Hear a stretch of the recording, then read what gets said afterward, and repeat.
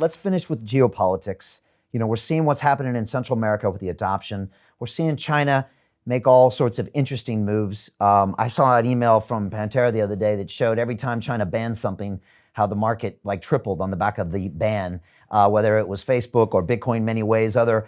I mean, you look at the geopolitics a lot. What are the big moves you see, and what do we need to pay attention to, and what do we need to ignore?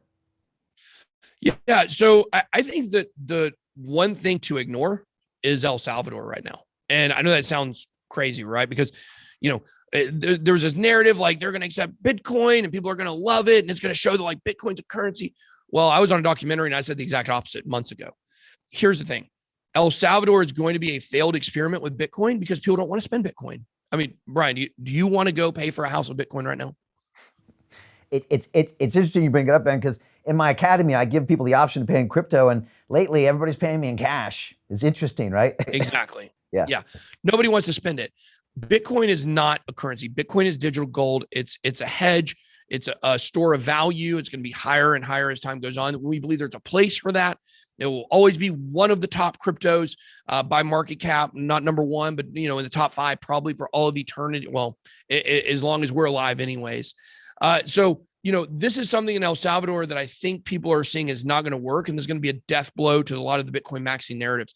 So the financial cartel does not find what's going on in El Salvador right now particularly interesting. Why? It's like, I don't know if it's technically a third world country. I think it is, though. It's definitely not a first world country. So what's going on, the economics of El Salvador is not particularly interesting to the people who are trying to control the world economy. Now, if it went really great there and other countries started wanting to adopt it or do it, then that would be one thing. But we don't believe that it is going to do great there. What it's going to do is it's going to teach the people in El Salvador the value of holding on to Bitcoin, and they're not going to want to sell it. People will want to take it, but they won't want to use it to buy things. So, that's something that I think right now is kind of a red herring in the advancement of crypto. Look, it was a watershed moment. There's no doubt about it. Like, it was a big moment for crypto, but I don't think it's going to have a huge impact on the future the way that a lot of people think that it will.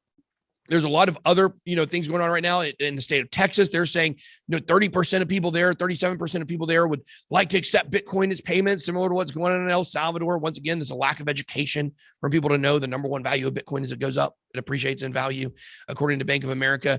You see Ukraine. Ukraine's a very interesting case to me right now. And here's why.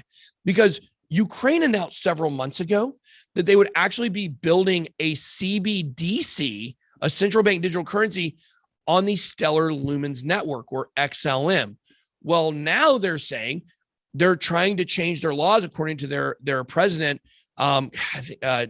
Dmitry Kulchev. I can't remember the last name exactly, but he is basically saying, now we want to make our laws extremely Bitcoin friendly, so we can kind of like El Salvador have the option to accept Bitcoin as a currency.